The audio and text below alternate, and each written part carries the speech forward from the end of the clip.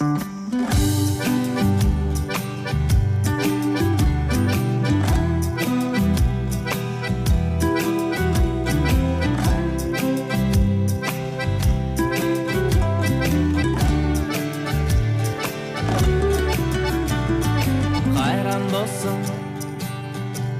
жай қазақ деген елдің де бір қара шаңырағын көрдің бе? Сен үлкен үйге келдің бе? Қайран болсын ең жақын ағайынның арасы, ішкі жан сарайының дауасы, үлкен үйіңнен табасың. Үлкен үйді әңгіме әзілдің де сәні бар, тәрбие тәлімнің де дәмі бар, іздегеніңнің бәрі бар.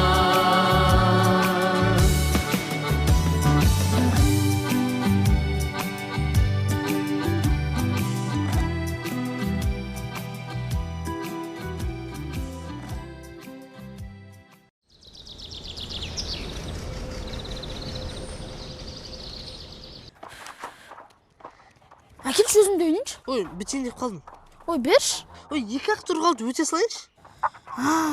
Екі тұр деген ұзақ қой. Берші. Тез өтіп кетеді. Ойнай салайыншы. Берші. Мен бітейін деп қалдым, көрмедім.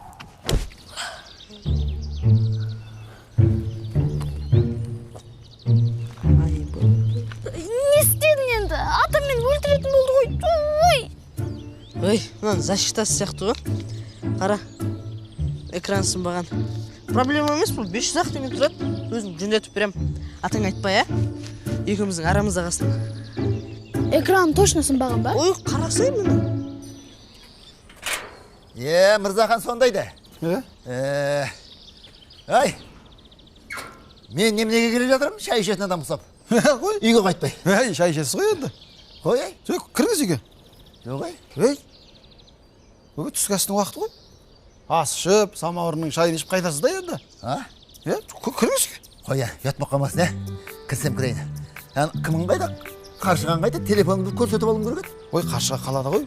Саттай оқып жатыр ғой, сессияда ғой. Ой, кіріңіз шей. Мейлі. Жүріңіз. Міне. Мырзахан, бұрын сенің ата-аналар жиналысқа барғаныңды көрмеп едім. Бүгін тіпті ерледің ғой.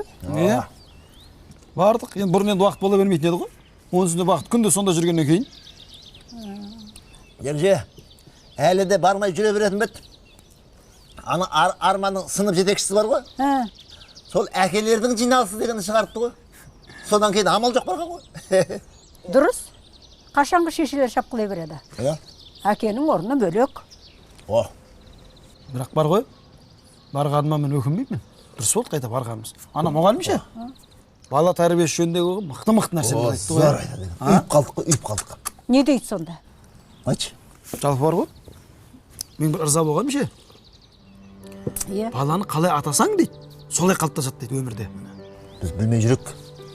Мысалы үйде екі бала өсіріп жатсың ғой, мысалы, екі балаң болды дейік. Иә. Соның біреуін міндетті түрде біз, ой, мынаның ақылы бар, бұл жуас, бұл тіл алғыш, бұл момын дейміз де.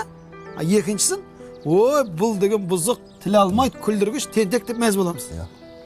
Ана біріншісі мен жуас, момын деген естіп алған бала автомат түрде қабылдап, момын жуас болып кетеді екен да.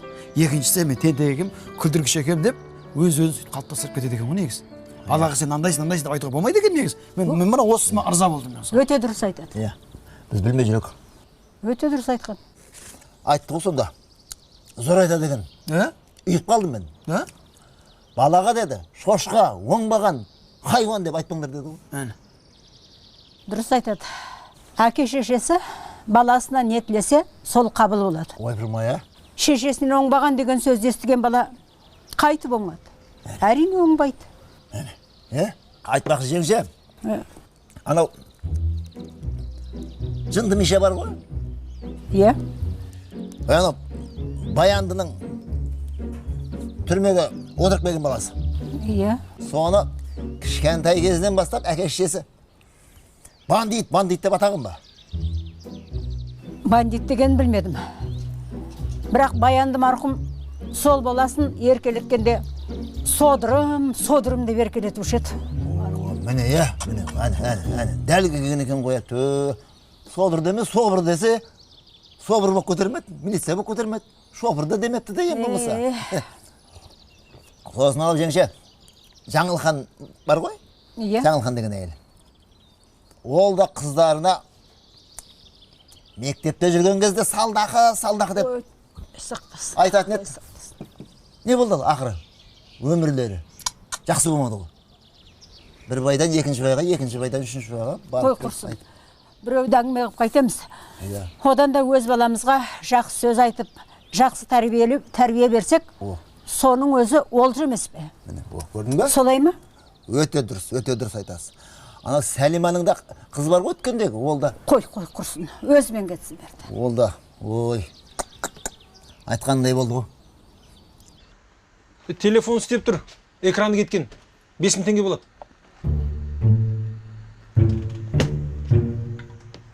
$5.000 дейді. Естідім. Енді сен атан сені точно өлтіреді. Тыныш тұр, отқа май қоймай. Жөндетіп берем, әсет. Бір амалын табамыз. Кеттік.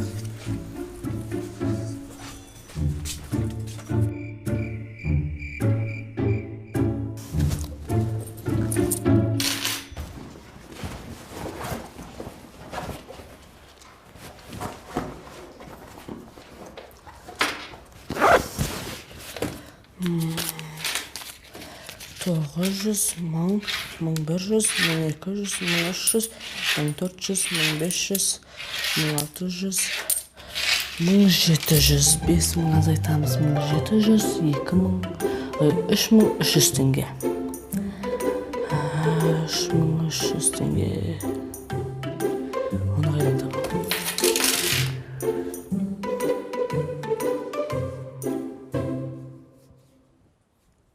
Неге ары бер сенделіп жүрсің, а? Ары бер сандалмағанда, тіке жүрсем, қабырғаға соғылып қалмай ба? Айтпақшы, әкелер жиналысында бүгін не айтты? Сол әкелер жиналыс емес па, мен ары бер сенделтіп қойған. Мен ойлап жатырмын да, осы Арманға не тәрбие беріп жатырмын мен? Арманды шақырып алып, мен бір жөн бір әңгіме айттым ба? Бір ғибратты әңгіме айттым ба? Дұрыс тәрбие бердім ба? Дұрыс бір жөн жолға салатын бір әңгіме айтып тәрбиелемеппін, не? Айналып кеп, Арман, су әкел! Арман, есікті жап! Дегеннен басқа не айтып жүрмін мен? Енді үйретпейсің ба? Неге дергі? Сол? Не айтам? Не деп айтам деп? Сенделтіп қойған сол ой емес па мен? О жерде сабылтып қойған. Әке, мені су, қай есікті жабайын? Қандай су, қандай есік? Ой, ой, саған айтқан жоқ міне. Бар, ұйықта. Тоқта. Әке, суда кел. Атам айтушы еді ғой, суды отырып іштеп, есіңізден шығып кеткен ба?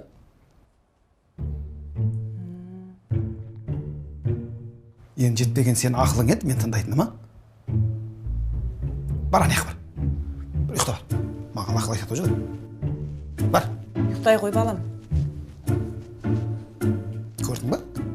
Бұлар өзіңе ақыл айтады, негіз бар ғой, Негіз бұларға үлгі болу үшін бар ғой, Ана Гуглден ақылды, Ютубтан қызық болу керек, негіз. Сосын Инстаграмда подписчигің көп болу керек. Историясын көңілді болу керек та сосын. Бақ шіркін. Мынау сенің өз сөзің ба? Әлде сынып жетекшісінің сөзі ма? Өзімнің сөзім ей. Қой. Не? Ой, сынып жетекшінің әшейін ол. Балаларға үлгі болу үшін компьютерден ақылды, смартфоннан қызық болу керек дей саған. Мен бұны өндеп кішкене қазіргі тілмен айтып отырмын. Ейлі. Баланы тәрбиелеу керек.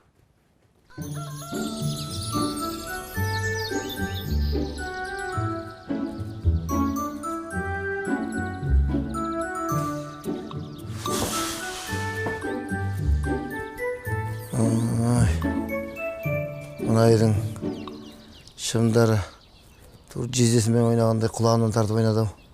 Жатқызбадыңдар ғой. Күш. Балам-ау, Ойбай апа қашан келіп қалдыңыз? үйге кіріп жатсаңшы. Қоя беріңіз. Тапшанда шыбын ұйықтатпайды. Иә, мынау қайын шыбындарыммен әзілдесіп жатырмын ғой сен.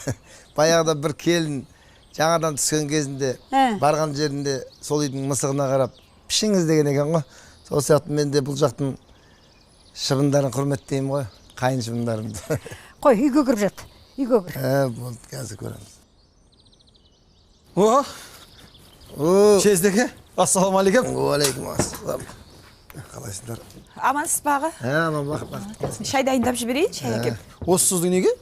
Ескертпей келетініңіз бар? Қаладан ала келетін заттар бар еді уже. Осы ғой. Ескертсең жұмсап жібересіңдер ғой. Ананы ала кеш, мынаны ала кеш деп. Сен неме Ганстың хатын іздегелі бір қолымнан кітап түспей қапты ғой. Өткізейін деп жатырмын ғой. Клейлерінен дәрі жасайды екен. Қатырасың.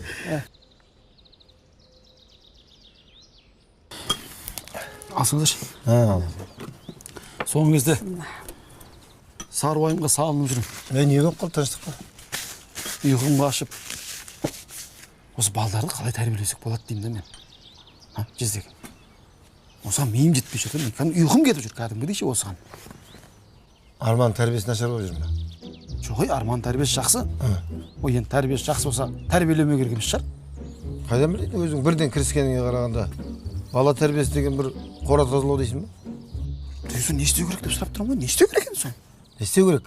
Бала тәрбиесі оның анасын таңдаудан басталады. Охо. Сонда қалай аға? Жоқ, ол саған енді жалпы айтып жатырмын, жалпы. Енді жалпы деп айтсаңшы. Жалпы. Сонда баяғы кеткен қателік те зей болды еді, соны түзілу керек та енді. Арма мен Шұғланың тәрбиесімен атасы жақсылап айналысушы еді. Сол балалардың тәрбиесін аяғына дейін жеткізбей кетіп қалды ол кісі де. Аталардың тәрбиесі бірақ тәрбие ғой, Мен іштен шыққан туа бітті тәрбие ғой, нағыз тәрбие. Сол кісілерді негізі ше. Біз енді олар сияқты бола алмаймыз. Бірақ әрекетін қылу керек та. Не істеу керек сол үшін? Айтқыш жезек, не істеу керек? Балаларға көп уақыт бөлу керек. Балаларға берген уақыт, оларға берген ақшаңнан әлде қайда қымбат. Дұрыс айтасыз. Жалпы менде бір керемет бір қырғын тәрбие беріп жатырмын деп айтпаймын, бірақ қанша жерден шаршап келіп отырсам да, осы ұйқым келіп өліп бара жатсам да, келгенде үйге мақсатпен саған шақырып аламын да бетпе-бет отырғызып қойып, бүгін қандай жақсы жаңалық болды, қандай жаман жаңалық болды. Бетпе-бет сұрақ қойып, отырып, көзбе-көз осылай әңгімелесіп. Бәрекелді. Міндетті түрде. Дұрыс, өте дұрыс. Осы ғой мен сұрағаным. Міне. Негізі маған сіздер бір қойық, құнды кеңестер беріп жатсыздар. Мына жазып қойыңызшы мына жерге. Жазып қой. Қай жерге? Кітапхананың кітабы ғой, сызбасай. Ой, енді есімде шығып кетеді ғой. Жарайды, сөйлесіп тұру керек, Сөйлесіп тұру керек. Бірақтан бастап жазса, сіз симай қалады қазір ұзақ. Қандай жаңалық болды және? Арман, мына қашан жөндетіп бересің? Жөндетіп берем, асықпаш. Жөндетем ғой.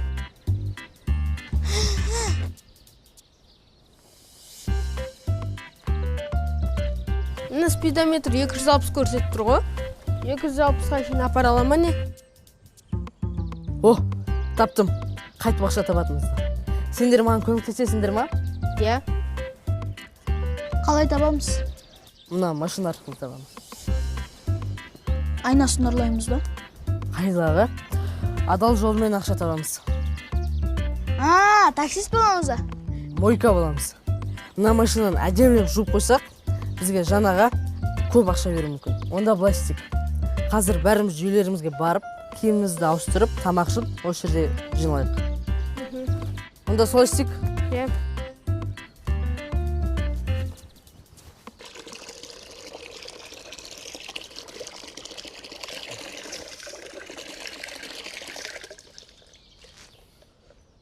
Арман?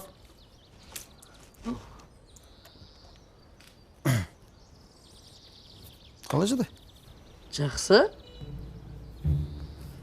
Жақсы болсын, жақсы. Әкем не айтамай тұр? Қобалжып тұр. Кеш екеуміз бір сөйлесейік. Сөйлесейік деп. Ой, бала қалай сөйлетті білмейді екенбіз ғой, Неден бастасам бүгін, Ұрса берген екенбіз, сөйлесіп көрмеген екенбіз оны баламен. Жаңалық деп атайды, бақшта жаңалық сұраймын мен. Не жаңалық? Еш жаңалық жоқ. Сабағың қалай өз? Сабағың жақсы ма? Жақсы. Тәрбиедеп. Не ма? Не ана шелекті су құйып ағасың сен? Ой, жай. Не жайдан же құйып ала бересің бе не? Иә. Ой, мына есікке су шашайын деп ем. Дұрыс, шашып қою керек. Дұрыс. Үйдегілерге айтқызбай өзің біліп істеп қойған. Дұрыс. Жақсылап шаш. Міне енді әдемі болып. Көрдің бе? Қандай тазарып қалды мына жер. Болды. Кете берсем бола ма? Қайда? Кетпесен. Онда біз екеуміз қазір қонақ күту әдебін үйренеміз. Қонақ келгенде не істеу керек білесің бе сен? Ең бірінші қонақ келгенде амандасу. Яғни екі қолмен амандасу керек.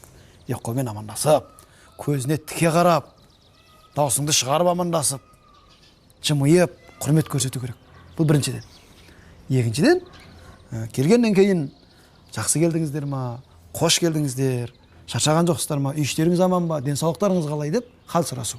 Үшіншіден, үйге кіріңіздер, төрлетіңіздер, жайғасыңыздар деп сырт киімін шешіп, қолына су құйып, ерекше өзің ілтипат құрметтеріңді көрсетсең, қонақтар ырза болып кетеді. Түсіндің ба? Осы үш нәрсе ғой. Осы үш нәрсені есіңнен шығармасаң, сен қонақтардың бәрін ырзаға жібересің. Түсіндің ғой? Осыны ешқашан да есіңнен шығарушы болмағыз. Әсіресе осы үш нәрсені. Мен саған бұны не үшін айтып отырмын? Не үшін айтып отырмын мен саған бұны? Негізі үйдің берекесі, біле білсең, ана үйдің бөлмелерінің санымен емес, келген қонақтың санымен өлшенеді. Жанарға қайтан келе ма? Келетін жарайды. Құдай білсе кеп қалады. Сол үшін қонақ келсе құтты күн. Қонақтарға жақсылап мән беру керек. Ең бастысы мән беру керек қонақтарды. Қонақ келсе есікке жүгіріп шық, кешікпе дейді. Кешіксең егер кесірі тер несіпке дейді. Білесің бе сен?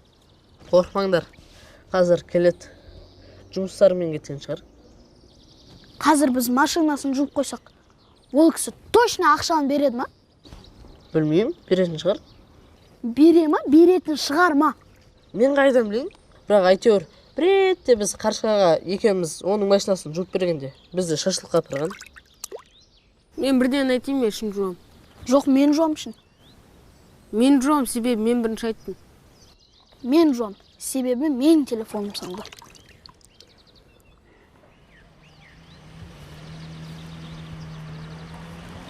Келіп жатыр.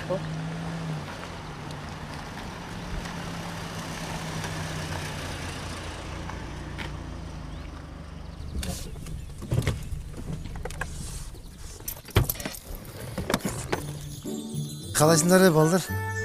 Қалай әдемі болып қалған жоқ па? Жап жаңа сияқты болып қалды ба? Ақтамға барып жүріп келдім. Өзі де быт шығып кетіп еді.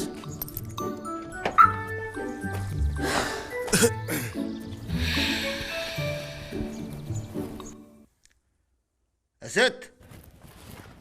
Ай, Әсет! Ай, Әсет! Ай, саған күні бойы телефон шалдым, а? Неге көтермейсің? Білмеймін, келген жоқ. Қалай келген жоқ? Ай, гудок барып тұрды ғой? Білмеймін, маған келген жоқ қой. Ай, сенің телефоның бұзылып қалған жоқ болса, а? Көрсетші маған. Қуаты бітіп қалды, қазір зарядкаға қойып қойдым. Ай, сен жоғалтып алғаннан саусың ба? А? Көрсетші телефоныңды. Мені қараңыз, аман, сау. Барекам ма? О, тағы да пікірлер жазып тұр маған. Сіз үнемі шындықты айтасыз. Сол үшін де сізді әр қашанда құрметтейміз депті. Әрине, шындық қашанда құрметті. Ей, екі көзің тесіліп мына компьютерді көре берме. Құртасың көзіңді. Жет бол, тез. Ей, баламысың деген.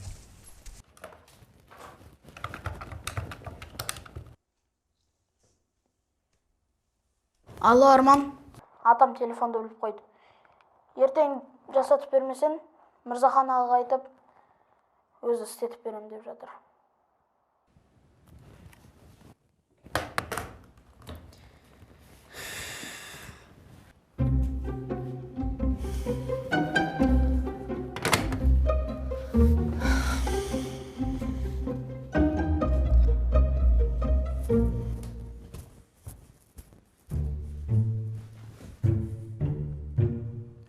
Мына телефон сындырға сен ба?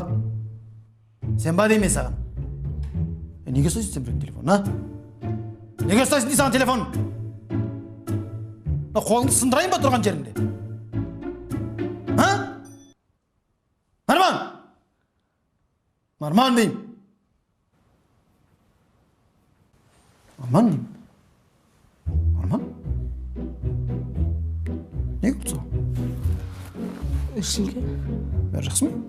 Иә. Сен мына кітапты оқыдың ба? Жоқ. Оқымадың ба? Сен осы кітапты оқы. Қандай әдемі кітап. Қарашы, ішінде небір ғибратты әңгімелер, қазақтың даналық сөздері жазылған. Жалпы адамның өз-өзін ортада қалай ұстауы жайында жазылған. Жалпы тәлім, тәрбие, дәстүр бәрі осының ішінде. Жарай ма? Оқы.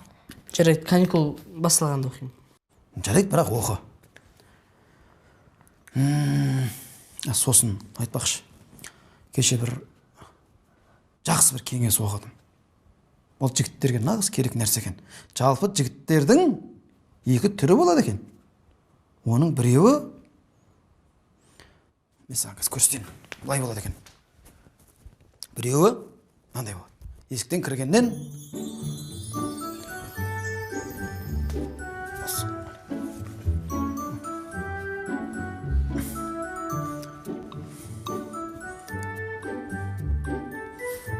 деп, кібіртіктеп, өзін еркін ұстай алмай, өзінің таныстарымен ғана амандасып, елеусіз тұрады. Ондай адамдар ешқашанда еленбей кетеді, өмір бақи.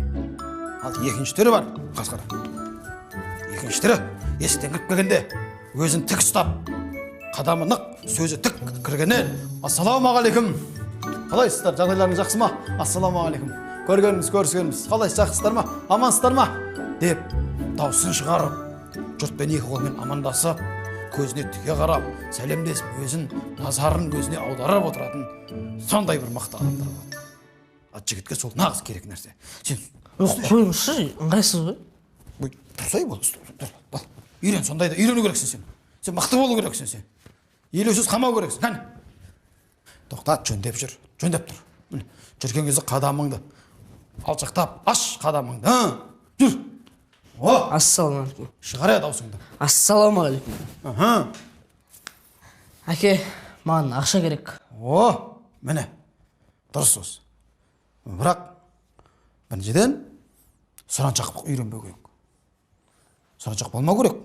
Дұрыс, керегіңді бетке айтып, өзің керегіңді айту керек. Бірақ бірден ақша сұраудың қажеті жоқ.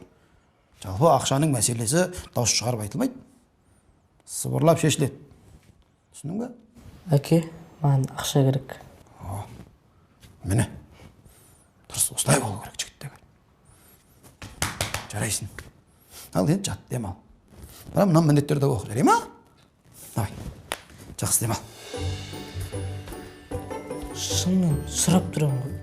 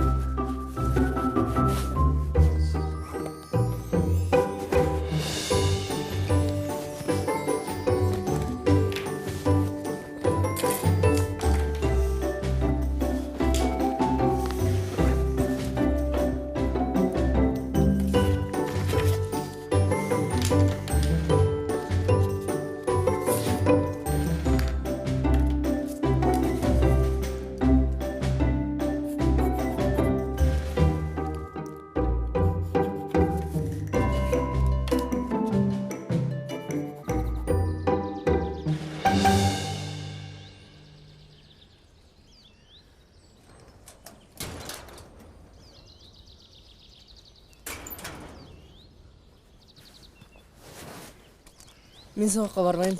Неге? Ақша табу керек. Онда мен де бармаймын, саған көмектесем.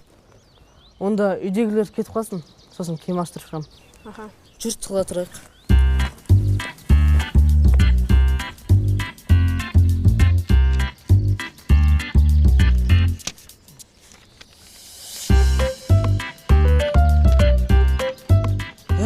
Біздің машина ғой?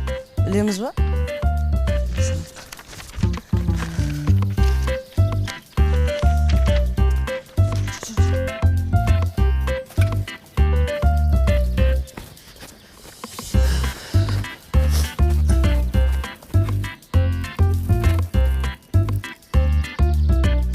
Көлік жағасында 500 теңгеге. Көлдің жағасында 500 теңге көлік жуамыз дейді. Адамдан таппайтын жоқ, ә?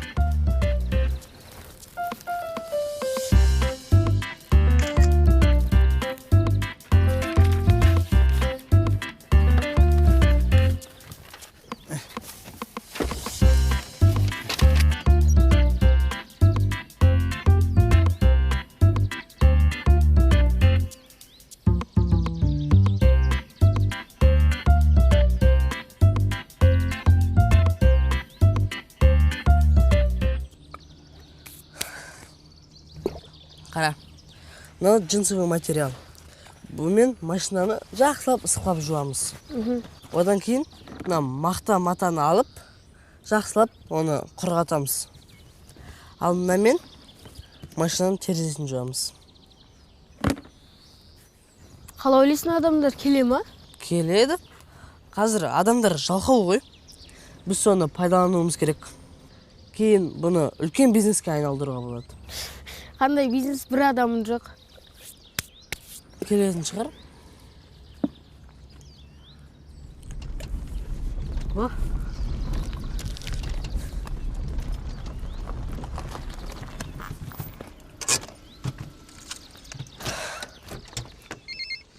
О, ассалаумағалейкум. Қалайсыңдар жігіттер? Уағалейкум. Неғып отырсыңдар? Шек сенікі ма? Ала тұрайыншы. Не істеп жүрсіңдер? Шелекпен балық аулап жүрсіңдер ма не? Сендер қуада кезіңдер ғой?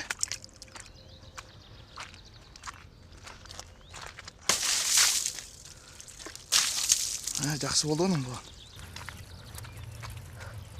Или кір жуып жүрсіңдер ма? Опа.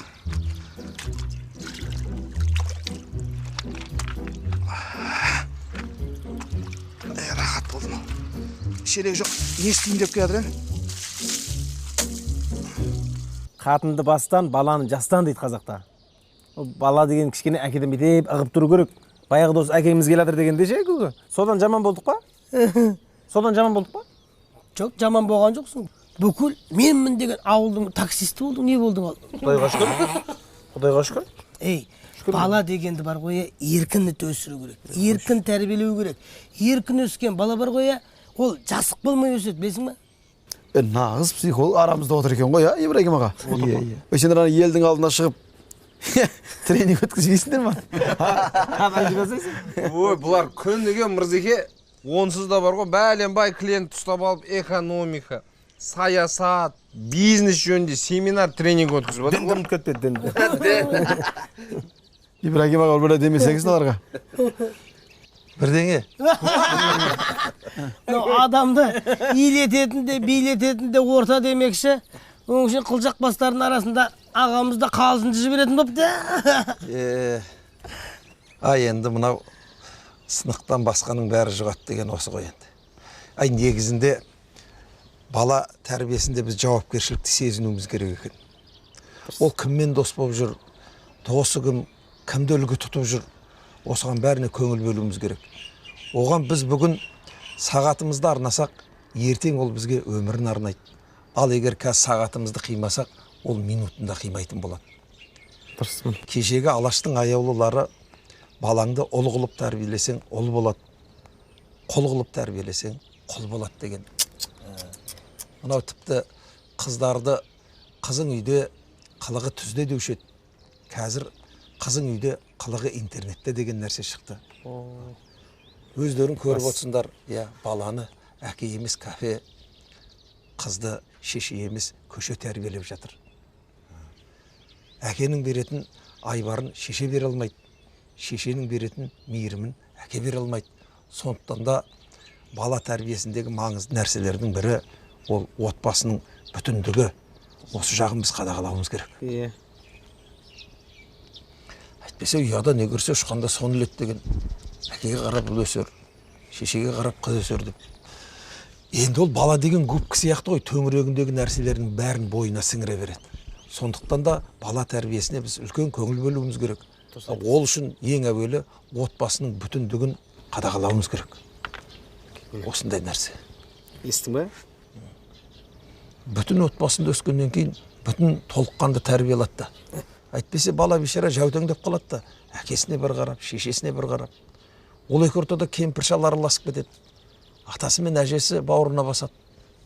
Не болады сосын кейін ол бала? Ал енді балаң ертең жақсы болып өссін десең, отбасының амандығын, оның бүтіндігін осы бастан ойлауымыз керекпіз. Дұрыс. Үйге қайтейікші, менің қарным ашып кетті. Ал менің мүлде тәбетім жоқ.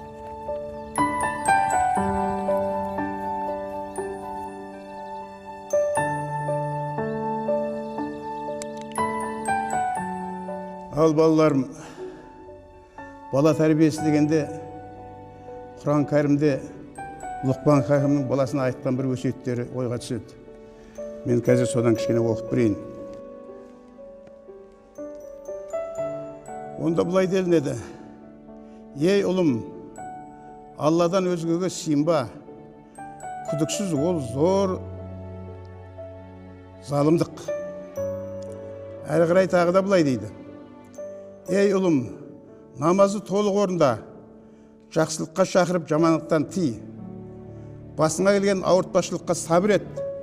Рас, бұлар маңызды істерден дейді. Және де адамдарға паңсынба, қырын қарама, және кердеңдеп жүрме. Расында Алла бүкіл дандайсыған мақтаншақты жақсы көрмейді делінген Лұқман хакім. Негізі бала тәрбиесі ата-ананың міндеті. Бір ата-ананың берген тәрбиесін қанша мектеп болсын, қанша бір жақсы орта болсын, қанша бір досың болсын бере алмайды. Біз дәл қазір балаларымыздың қайда екенін біліп жүрміз ба? Өкінішке орай біразымыз білмейміз. Мынау қалтамыздағы әмиянымыздың қайда тұрғанын білгендей, соткымыздың қалтамызда тұрғанын білгендей, балдарымыздың қайда жүргенін білсек біз, солардан мәлімет алсақ, біз сонда жақсы тәрбие береміз. Баланың жүрек түкпірінде не бар екенін білуіміз керек. Бала ата-анадан қорықпау керек. Қайта сол жүрек түкпіріндегі нәрселерді жайып салып, ақылдасып, келешектегі істейтін тірліктерін бірігіп шешу керек. Сонда ғана жақсы тәрбие болады. Біз балаға ата-ананың бар екендігін сездіруіміз керек. Ата-ананың бала тәрбиесіне көңіл бөліп отқанын сездіруіміз керек. Сонда да ғана жақсы тәрбие болады. Балаға өзіңнің бар екеніңді, балаға өзіңнің қамқор екендігіңді, соның тәрбиесіне алаңдайтынды сездіру керек. Егер бала көз алдыңызда жүрсе, бата беріңіз. Егер ұзақ жолға шыққан болса, дұғада болыңыз, дұға қылыңыз. Өйткені ол сіздің перзентіңіз. Бала жақсы болса, сенің қуанышың, жаман болса қасіретің. Осы орайда бір қазақтың мақалы еске түседі. Бір жылдығын ойлаған мал өсірер, 10 жылдығын ойлаған тал өсірер, өмірлігін ойлаған жақсы бала өсірер дейді. Егер сенің бір жылда, егінің бір жылда жақсы өнім берсе, сенің бір-ақ жылың азық. Егер балаңа жақсы тәрбие берсең, бала тәрбиесі деген сенің өмірлі азығың. Осы нәрсені естен шығармау керек балалар.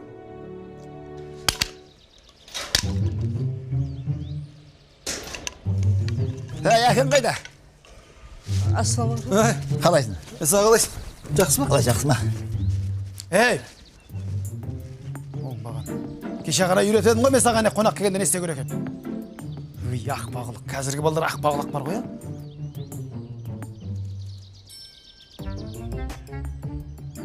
Не болып қалды? Келіңіз, жүріңіз. Тыныштық па? Тыныштық. Кеше үйреткен ғой, кісі келгенде қайт сәлемдесу керек екен. Қарасай істеп жатқан. Ай, амандасты ғой. Қойшы, қоя бер оны. Не? Ай, менен гөрі сен жастау ғой деп саған келдім. Қаршыған жоқ па әле? Ой, қаршыға жоқ. Кіріңізші, жүрсіңші. Тоқтаршы Кірсеңші. Мына баяғы ауруы тағы ұстады. Ашылмай қалды мынау. Білесің бе сен осыны? Ой, мен қайдан білемін? Мен де сіз сияқты шайнекпін ғой көке. Шайнек деген не біле тағы да? Ой, білмейтіндер шайнек дейді екен. Шайнекпіз біз. Ең болмаса самаурын десе, шайнек дегенің нелеп естіледі екен да? Білесің бе, білмейсің бе бұны? Білмеймін бұны. Арманнан сұрап көрмесем, Арман біледі ғой.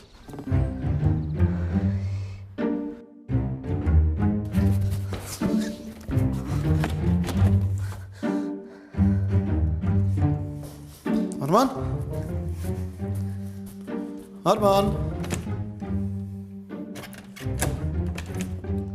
Arman? Ne yapıyorsun ben?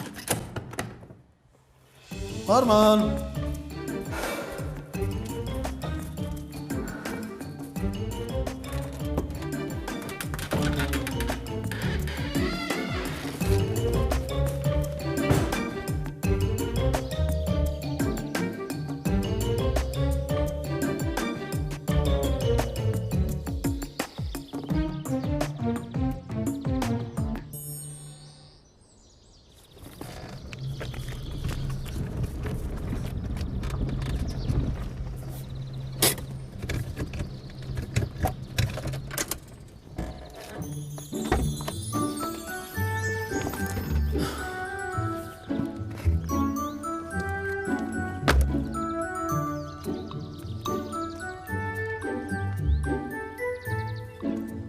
Ассалаумағалейкум. Ей! Мен сонша қарайсың?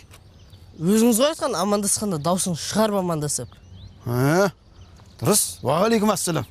Қаяқтан жүрсің сен? Аспаннан түстің бе немене? Жерден шықтың ба? Әке, Әсеттің телефон сындырған мен. Байқамай қалдым, қолымнан түсіп кетті. Кешіріңізші, әте естіген жоқпын. Қандай телефон? Не телефон? Сізге Есен аға айтпады ма? Әсеттің телефон сындырып қойдың ба не? Негізі тек экраны ғана, телефон өзі істейді. Байқамай қалдым. Кешіріңізші. Мейлі енді. Телефон сұрып тұрса болыпты, ең бас. Жарас жеңіл ғой, экранын жөндете саламыз. Не істеп жүрсіз? Жай? Мен де жаңа бағана мойка 500 теңге дегенді көргем ғой. 500 теңге болса жудыра салайын деп кірсем, жоқ қой жуаттыр. Алты болмай кетіп қалғанмын не біле? Онда мен жуып бере салайын да? Қояй, сен жуа алмайсың сен. Ой, жуала, менде шелек, тряпка бәрі бар.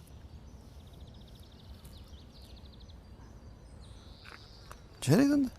Жу.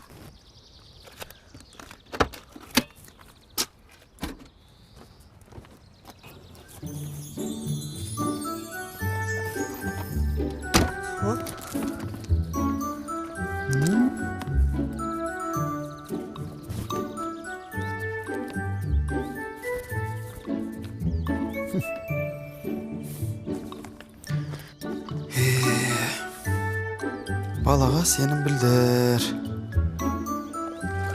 Оған сенің қолынан келмейді деп айтпа. Баланы аясаң аяма.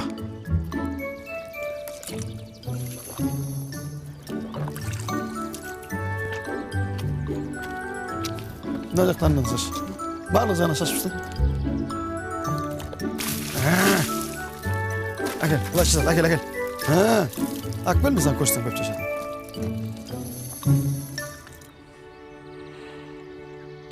Ата. Ау? Бір нәрсе айтсам, ұрыспайсыз ғой, Сабақтан екі алсаң ұрсам. Телефонның экранын сындырып алдым. Ha? Әкеш бер. Ой. Не істегенсің мынаған? Үстіне шығып секірдің ба? Жоқ, құлап қалды. Опты, ештеңе етпейді. Өзің құлап қалмасаң болды. Ана бер қанға айтып, 1000 теңгеге сетіп берем. Еш уайымдама. 5000 теңге деді ғой маған. Бер қан ба? Тапқан екен ақымақты. Ол менің бар ғой, оқушым ғой. Керек болатын болса, бер қанға. Тегін сетіп берем. Осыны айтуға қорқып жүрсің ба? Томпағым, томпағым, томпағым, қорқағым, қорқағым, қорқағым. Сетіп берем. Көтер көңліңді. Еңсеңді көтер. Мә. Матчызды жусаң, әдем болып қалады екен ғой, я? Енді. Иномарканың аты Иномарка ғой. Сен тұр. Суретке сүремесен. Міне.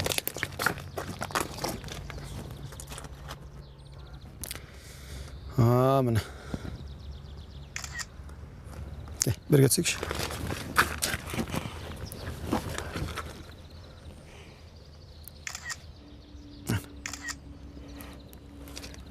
Күшті болды, я? Енді бар ғой, Арман. Бұдан бұлай, қандай жағдай болса да, маған ескерт. Түсіндің ба? Өйткені бұл пәнейде саған бірінші Алла жан ашыр. Екінші ата-анаң жан ашыр. Ата-анаң сияқты саған ешкім көмектесе алмайды. Ата-анаң сияқты ешкім сен жағдайың жасай алмайды. Түсіндің ба? Маған ескерт. Мен түсінем ғой бәрін. Жүр кеттік, жинал.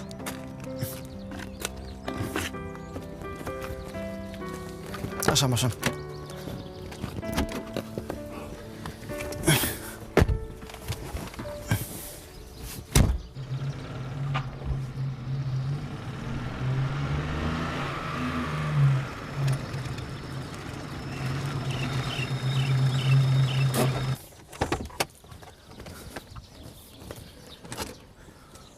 Арттағы заттардың бәрін ал. Дұрыс болды, негізі. Негізі мынау мойка деген жақсы идея екен, я? Дұрыс ойлаппын мен негізі.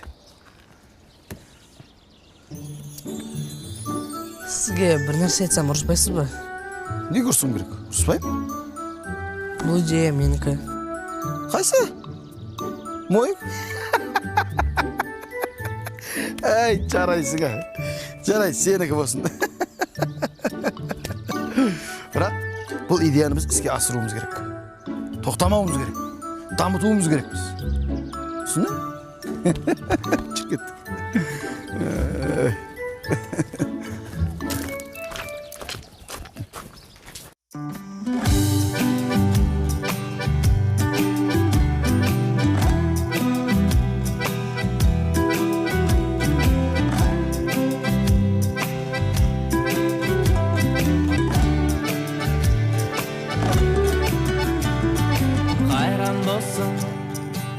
Қонақ жай қазақ деген елдің де бір қара шаңырағын көрдің бе?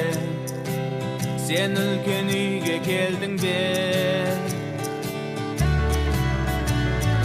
Қайран болсын ең жақын ағайынның арасы, ішкі жан сарайының дауасы, үлкен үйіңнен табасы.